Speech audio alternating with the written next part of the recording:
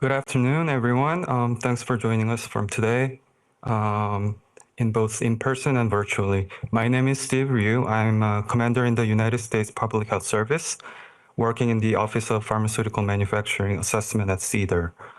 Today, I'm going to talk about lyophilization in pharmaceutical manufacturing, specifically the common deficiencies we see, effective control strategies, and what FDA expects from a regulatory standpoint. So what are we going to cover today? First, we will walk through lyophilization as a manufacturing unit operation and why it matters. Then we will dive into the common deficiencies we are seeing in drug applications. We will also discuss the control strategies that manufacturers are using. And finally, we will look at some real inspectional findings to give you a sense of what we are seeing in the field. Before we get started, let's get a quick poll to see where everyone's at. Which of the following best defines lyophilization according to the 1993 FDA Guide to Inspections of Lyophilization of Parenterals? Is it A, process where solid ice turns into liquid water? Or B, the process where liquid water turns into water vapor? Or C, a process where water is removed from a frozen product under vacuum, allowing ice to change directly from solid to vapor without passing through a liquid phase? Or D, none of the above? Yes, the answer is C. So with that definition of lyophilization in mind, let's look at some trends. According to the LyoHub annual report from 2025, we are seeing steady FDA approvals and a recent uptick in demand for lyophilized drug products in many different therapeutic areas, especially oncology and infectious disease. You can see from this pie chart that generics took up 65% of the lyophilized drug applications approved in 2024. Now, lyophilized drug products accounted for about 5% of the roughly 800 generic applications we review each year. That might not sound like a lot, but here's the thing. The most frequent process-related deficiencies we encountered actually come from lyophilization.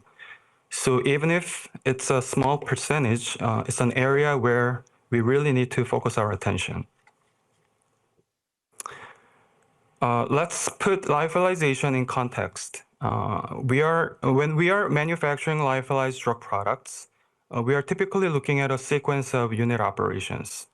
We start with compounding, mixing your ingredients, then you've got filtration to remove particulates and microorganisms. Next comes aseptic filling, where you're filling vials in a controlled environment, followed by lyophilization or freeze drying, and then crimping and packaging.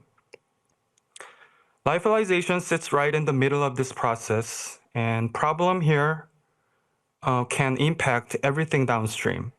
Maybe your cake collapses and you've got appearances issues. Maybe you didn't dry completely and you've got some stability problems. So getting lyophilization right isn't just about that one step. It affects the quality of your final product. So what are we seeing go wrong? There are several recurring issues. First, formulation-specific problems that aren't adequately addressed. Every formulation is different, and what works for one product might not work for another. We see applications where manufacturers haven't adequately characterized how their specific formulation behaves during freezing and drying. Second, poor lyophilization cycle development. Basically, the cycle hasn't been properly designed or optimized. This is a big one. The lyo cycle, your freezing, primary drying, and secondary drying phases needs to be carefully designed based on your product's characteristics. We see cycles that are just copied from somewhere else or haven't been properly optimized.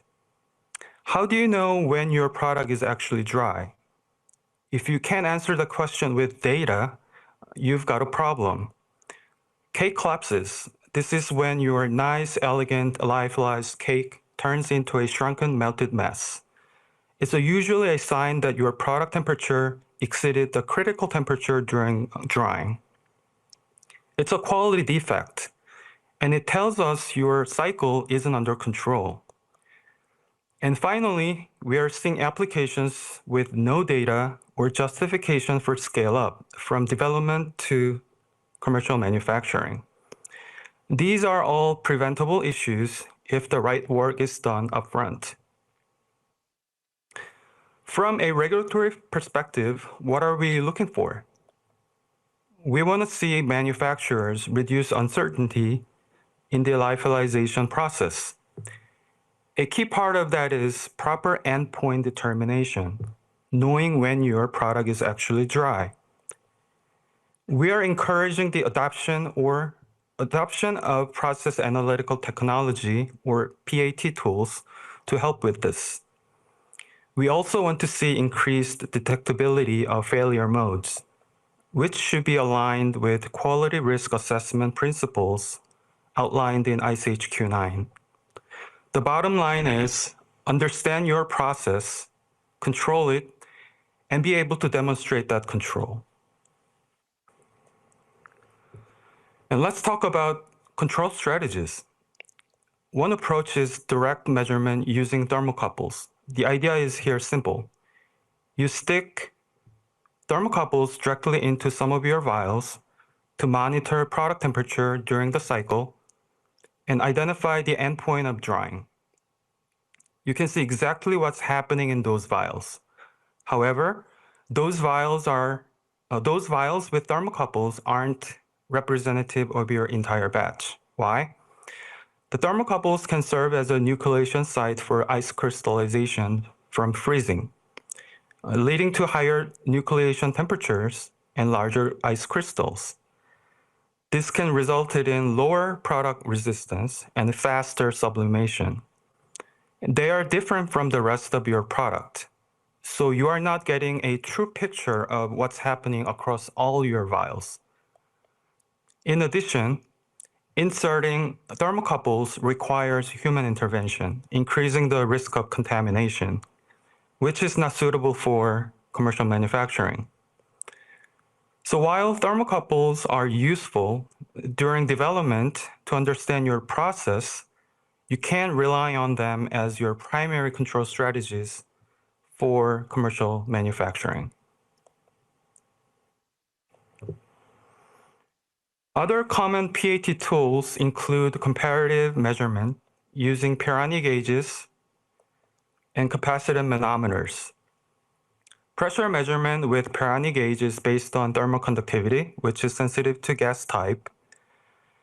In the beginning of primary drying, they read higher than absolute pressure measured by capacitance manometers. Why?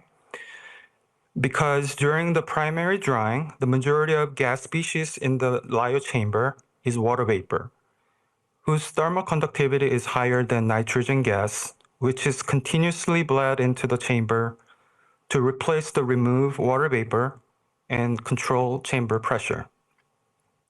At the end of primary drying, the pressure read from both sensors becomes comparable. These can be useful, but they come with their own challenges. They require frequent calibration to remain accurate, and Pirani gauges in particular aren't always robust enough to withstand repeated sterilization cycles.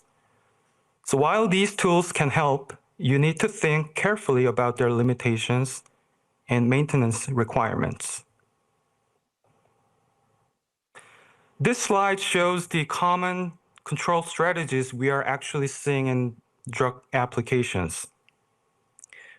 You can see the distribution of different approaches manufacturers are taking. It's worth noting that the most popular method used to determine the endpoint of drying for generics is thermocouple-based measurement, followed by a trial and error approach. The key is choosing the right strategy for your specific product and process and then validating it works. Now look at what we are finding during inspection between 2015 and 2019. Visual inspection issues accounted for 27% of findings. What are we seeing? Inadequate defect libraries for training. Think about it. If you're training someone to inspect lyophilized products, they need to know what defects look like. They need reference materials. We are finding facilities where that doesn't exist. We're also seeing lack of proper training programs.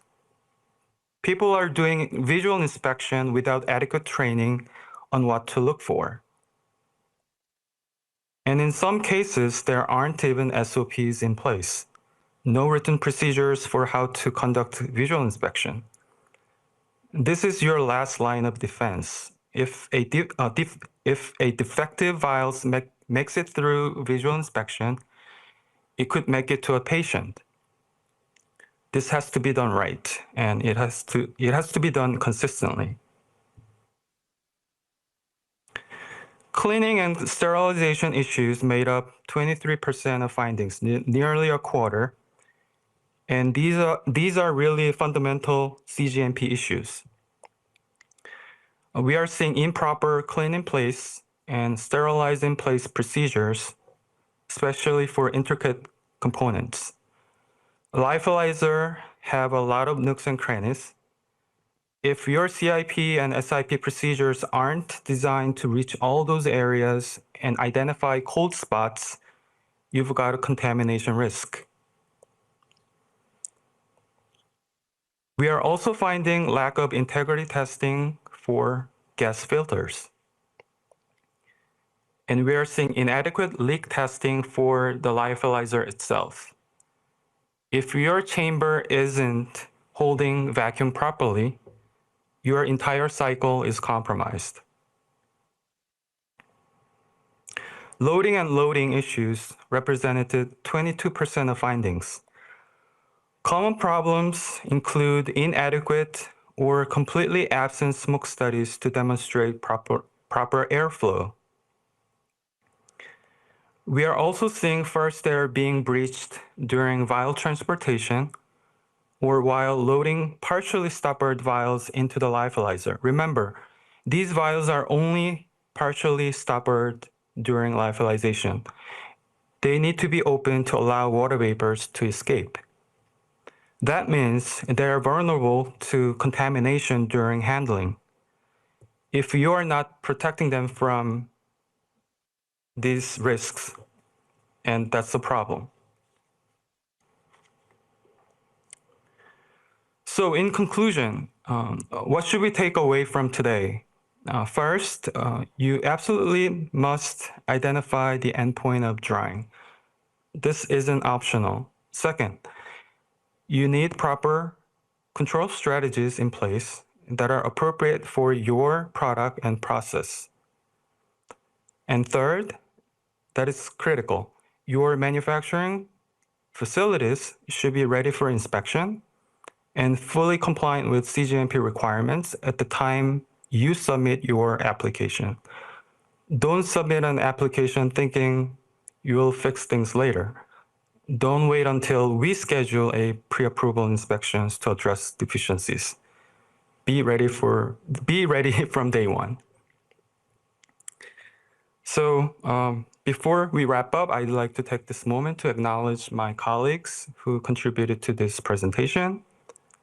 And with that, thank you for your attention, and I'll hand it over to the next speaker, Dr. Aldrich.